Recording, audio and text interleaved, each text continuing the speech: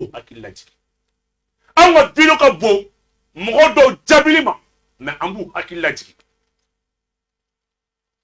o ye mɔgɔ jɔn ye Issa Kaoudim. On va pas bâcler la transition. Parce qu'avec moi, c'est là où je vais venir.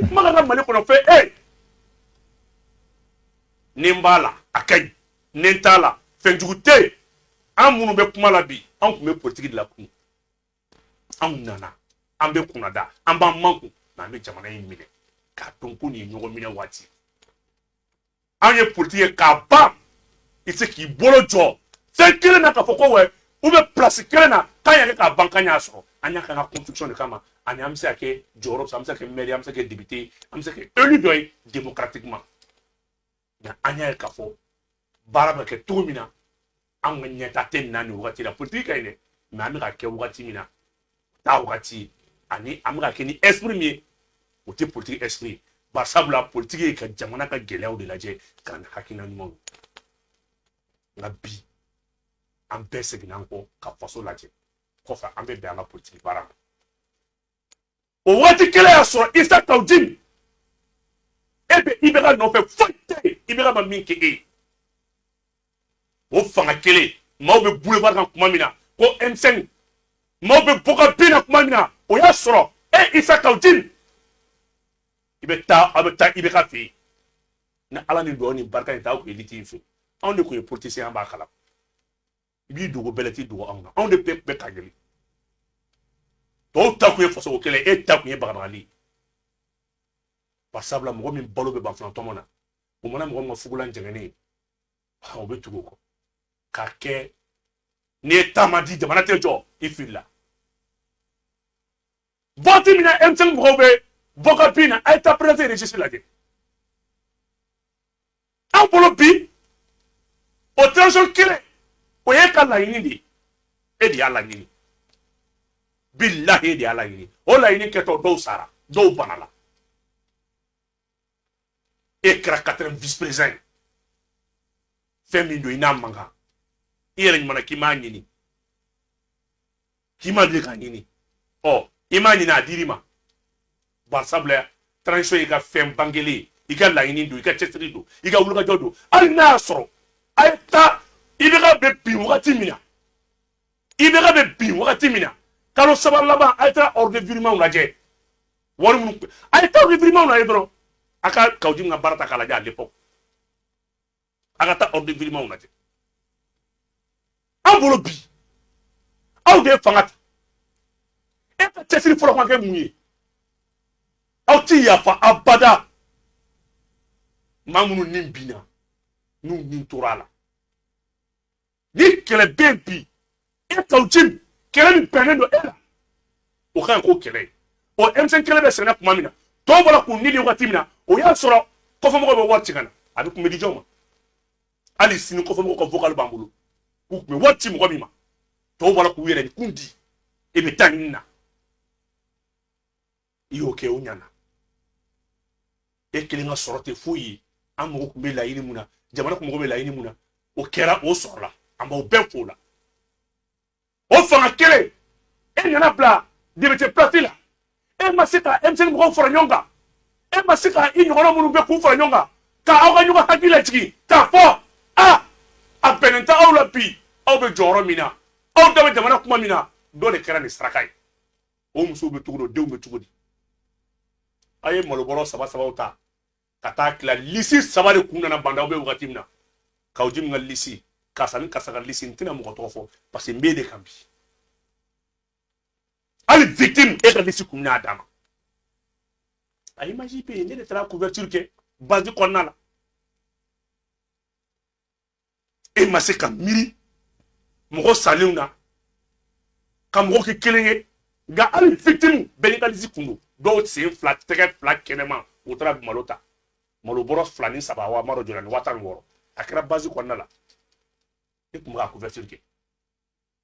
anw bolo ge bi ni cɛsiri bi ko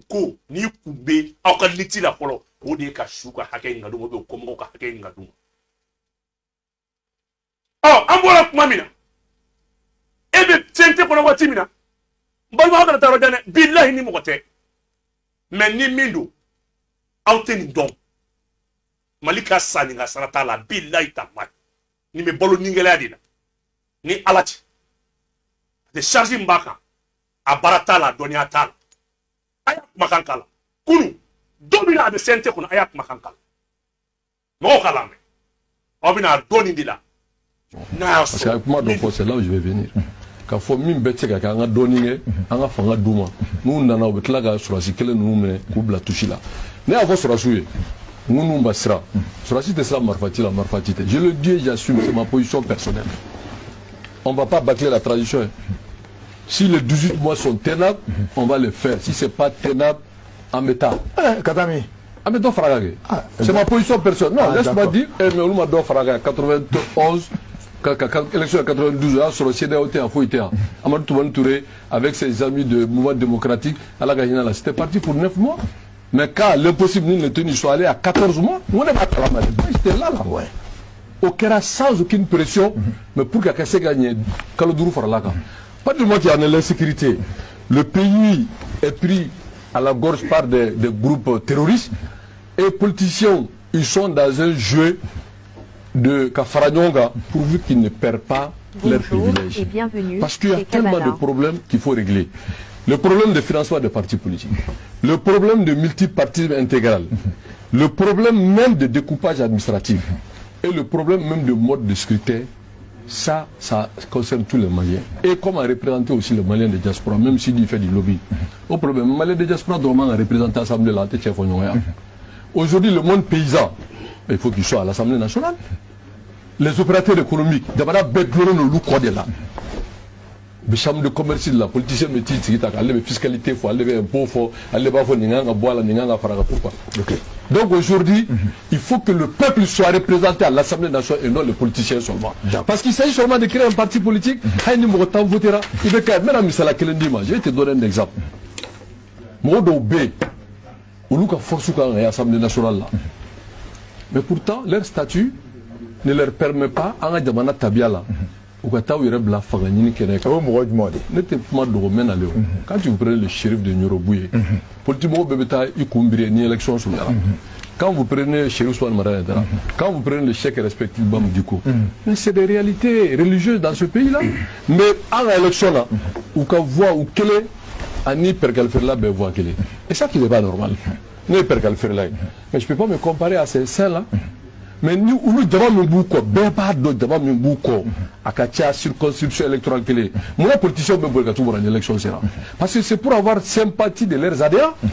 Est-ce que Bi, en manquant, que dynamo, bonjour quand et il a bienvenue assemblée, chez Kabbalah. est-ce qu'il y a un doutou, un doulo, qu'il a assemblée. Donc il faut changer. Si tel n'est pas le cas, il faut un Sénat.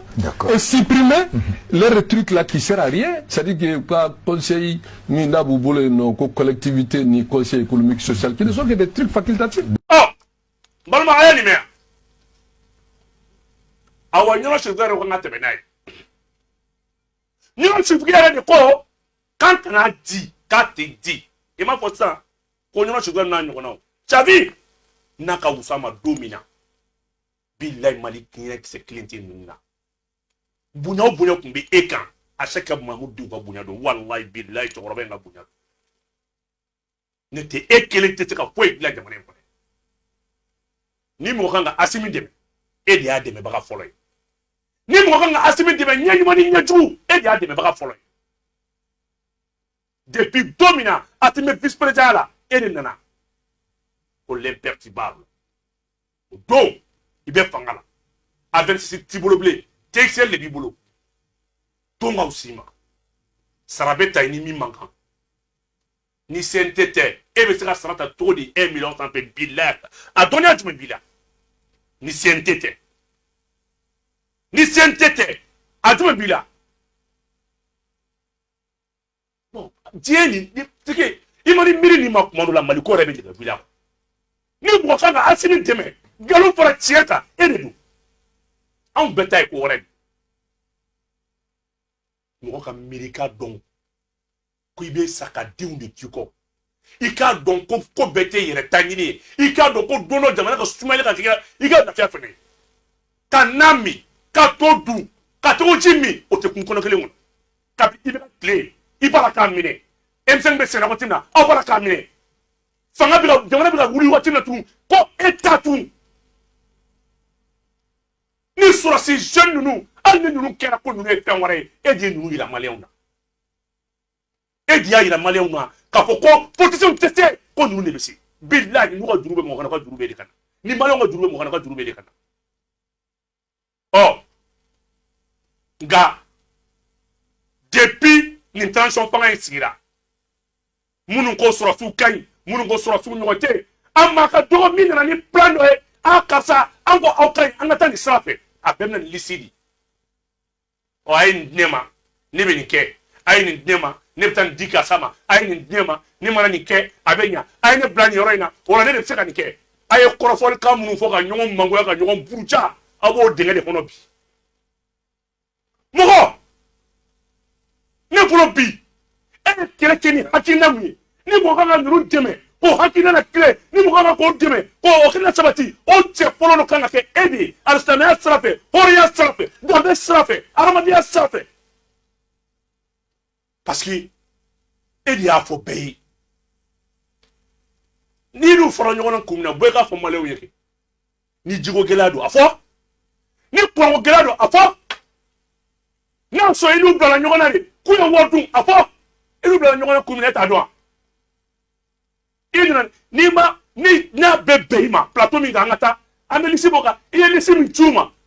ani i ye kuma min fɔ an ka taa ni min ka wari ma sɔrɔ ou bien ni min ka projet ma financé n t'a la bilen jamana ka degun tɛ lajɛ jamana ka tɔɔrɔ tɛ lajɛ jamana ka foyi tɛ lajɛ révolution ye san 3 ni san cɛ e ye so joli jɔ a san 3 ni san cɛ i ye hɛrɛ joli sɔrɔ a ye taa so n'importe kɔnɔna la a ka taa ka sow lajɛ a ye taa cɛbani a ka taa ka sow lajɛ dɔw bɛ ɲɛni na waati min na dɔw bɛ ka sa waati min na maliyɛnw bɛ ka jɔsi la waati min na maliyɛnw bɛ cɛsiri la waati min na diaspora bɛ ka wɔsi bɔ ko mali kura ka wari fara ɲɔgɔn kan ci o waati kelen aw bɛ ka chantier wuli o fanga kelen fɛnɛ wulilen a ye tɛ jɛ waati dɔ kɔ ne e ta tɛ a tɛ ɲa bilayi politicien ninnu tigɛlen don i la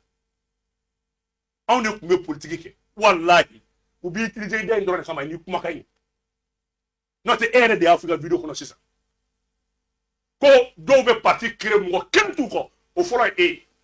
tɔw ta ye je soutiens la transition ye tɔw ta la ye j'accompagne la transition ye tɔw ta ye Vive Assimi ye e ta ye ACRT yɛrɛ de ye ka parti créer k'a tɔgɔ la transition na ACRT mɔgɔ ka taa kɔrɔ ɲini tɔw ta ye je soutiens la transition dɛ e parti yɛrɛ de créer ka taa transition tɔgɔ d'a kɔnɔ wa i bɛ nin transition kelen dɛmɛ dɛ bilayi o ye n'i man kun maliyɛn bɛɛ ni critique kan ka fɛ e ye maliyɛn bɛɛ ni sɔrɔli kan ka fɛ e ye min ko jogo gɛlɛya bɛ sen na tiɲɛ don min ko minɛn min sanna k'a man ɲi tiɲɛ don min ko lafiya t'u kan tiɲɛ don mɛ a bɛɛ bɛnnen don bɛɛ da fɛ e ye a y'a lajɛ sa cɛ ka jamana kɛ aw si kɔrɔbaya tɛ sɔn baara ma k'i sigi dɔrɔn fanga min mana na n'o ma kɛ e ta ye e t'o dɛmɛ dentigi musotigi mɔdentigi e t'a dɔn k'a fɔ mɔgɔ bɛ se k'i ko to si ye e t'a dɔn k'a fɔ waati dɔ la adamaden bɛ wɔsi dɔw ka se ka lafiya e t'a dɔn ko kunun dɔw de sɛgɛnna an ka se ka bi ye e t'a dɔn k'a fɔ dɔw yɛrɛ kun di n'i ma kuma bilahi ni sɔrɔsi ninnu ye hɔrɔn ye min ni malidenw cɛ malidenw bɛ se ka tigɛ u la mɛ e tɛ se ka tigɛ u la parce que i n'u jɛra i m'u dɛmɛ ni baara ye i m'u dɛmɛ ni hakilina ye i y'u dɛmɛ ni minɛn de ye fo ka k'a kɔnɔ e nin yɔrɔ de ye nin ye n'o ma kɛ e de ye mɔgɔw labɔ boulevard sanfɛ segin i ka mɔgɔw labɔ n'i lal'u yɛrɛ la segin i ka mɔgɔw labɔ i bɛ mana biri maliyɛnw ɲɛ la wa n'i kumana u b'e minɛ i bɛ k'o min fɔ nin i b'a dɔn min b'i ɲɛ parce que a y'aw ban kɛlɛ min kɛli ma a kɛlɛ bɛ kɛ M5 victime an n'a sɔrɔ anw tɛ M5 na an tun bɛ politiki la waati mɛ an bɛ wuli ka fara M5 mɔgɔw kan justice in bɛ kɛ mɔgɔ minnu b'a la minnu impliqué don audition bɛ ta i bɛ ka jɔrɔ kuma min ɲɛ dɛ piège ni saccage minnu kɛra tiɲɛni minnu kɛra dɛ i bɛ ka jɔrɔ min ɲɛ i bɔra o dossier la bɔ kuma sera n'o labɔra o bɛna bɛn e wuli kuma ma kuma la a bɛ fɔ ayi o mun mana kuma u b'o minɛ ayi a ka ta bilahi i yɛrɛ b'a dɔn k'a fɔ ko procédure de bɛ sen na k'a bangebaga de sera inscription de tun bɛ sen na victime lamɛnna minnu sara olu somɔgɔw lamɛnna tenitigiw lamɛnna serew la mela ko kera munu nyina lu bela mela am se ka fo bi o i jorno no femina kibe mana bi malaw nyela way nen kumara ube mini e kuma be mun tie billahi malaw de se ka se transition falena mais eti soula parce que ko sani e ko sani ki do la ni yoro manga ki ke fenye faut ka tienguli am élection ta am malita ka trakunga et te sera 4e vice-président d'un organe législatif billahi atamatiko ajorotila ni kuma do mo ka 11 grand payena o ya so ebe suku kono fini am go gbo flito e mo fui 11 dimanche pour ti edo ni mo do rapport parole ate donc aman sigi ke laje ne tamadi dro e kele ngo sani mali tiebe justice qui c'est monna peki c'est monna arebe nyana bo an nyogote ni bora sina me bo sini ngene ni ko mi en côté akuma bedo malen tobeda kadiri mo ko wa keleke ils sont légitimes mais kadiri be kono ubugo rôle là amulu tafam eta jume era parti créé sur la transition de paix et de le demander à kumala qui d'abord estamé kumala qui doit demander à kumala à sur la transition de paix ni transition était de demander à kumala ko fuila et mais il va no bal mo kutado ni bi ga ka ko gela kuma ta ngano ke e kumala an kutado donc e ko ni be e de diu ngo sani to diu e de muso ko sani to muso e de ka famille boldo kadini to tai e de be ka bolo herala e de ko ni hera ka dugono to mu be nyanina o le ka sa e ka sa tola to mu me tola e ka sa tola wai e de saka jimi ni mi me be me bo fo man e de be koloni be ni e mi fo bibo contre fo sini e ko nyoro shi go wa shi go wa ka transition soutenir ka teke en sakou je regarde de côté ko gati mase ima go je regarde côté ima ko opérateur économique ko le de côté ima ko sénégalaw ko le de côté na kadi domina sénégalaw na mandi domina o ko mo be fata ne kasola e baro mimi nye billahi wallahi sunya ngata to awla ibi sigi balaje tiote sarete ko ta reta fa do ila ni e ta do 11 ni biche ala ma politique ene su mali kono a bekara échec dorete